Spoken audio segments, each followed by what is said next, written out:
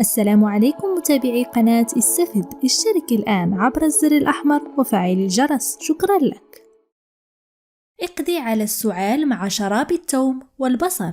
يحتوي كل من البصل والثوم على مضادات حيوية وخصائص مضادة للالتهابات التي تساعد على طرد البلغم وتخفيف من حدة السعال. فالسعال هو من الأمراض المزعجة والغير المريحة التي تحدث عندما يكتشف الجهاز المناعي الفيروسات والبكتيريا في المسالك التنفسية. إنها آلية دفاع، حيث أن طرد الهواء من الرئتين يتيح لنا التخلص من الجراثيم التي تضر بصحتنا. بشكل عام، يأتي السعال بسبب إنتاج البلغم المفرط والزكام والتهاب الحلق، كما أن السعال هو من العوارض الشائعة للإنفلونزا ونزلات البرد، وغالبا ما يصاحبه صداع والشعور بالضيق العام. والخبر السار أنه يمكنك التخلص من السعال وتعزيز جهاز المناعة وتسريع عملية الانتعاش مع علاج طبيعي 100%، وهو شراب البصل والثوم. شراب البصل والثوم هو علاج قديم له خصائص مضادات حيوية. عند تناوله، تركيزه العالي من العوامل المضادة للالتهابات ومضاد للفيروسات يجعله فعال لتطهير المسالك التنفسية خلال نزلات البرد والإنفلونزا.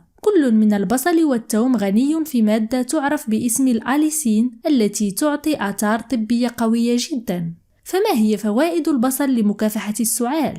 البصل هو من الخضروات الأكثر استخداما في فن الطهي. هذا ليس فقط بسبب نكهته التي يضيفها للأطباق، ولكن أيضا بسبب قيمته الغذائية العالية المفيدة للصحة. البصل هو مصدر هام للفيتامينات والمعادن ومضادات الأكسدة، يساعد على تقوية جهاز المناعة وإزالة السموم من الجسم. بالإضافة إلى ذلك، مركبات الكبريت الموجودة في البصل هي عبارة عن مضادات حيوية قوية ومضادة للالتهابات، مما يجعلها مثالية لعلاج الأمراض الناجمة عن الفيروسات والبكتيريا، وفعالة في علاج السعال وطرد البلغم. ما هي فوائد الثوم لمكافحة السعال؟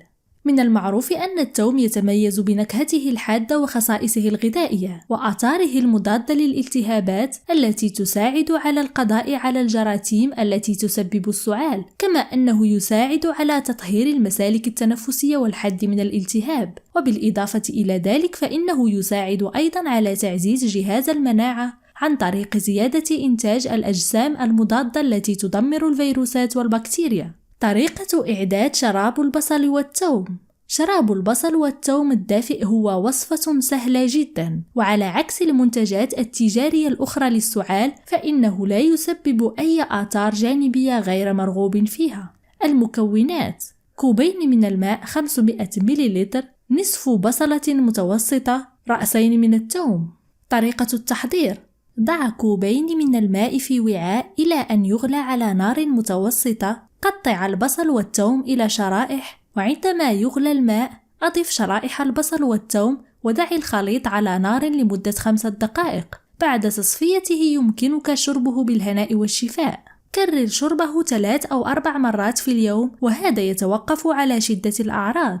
إلا أن الخبراء نصحوا بإعداد عصير البصل يوميا حتى لا تتكون فيه البكتيريا والجراثيم. في النهاية، نسأل الله لنا ولكم العفو والعافية.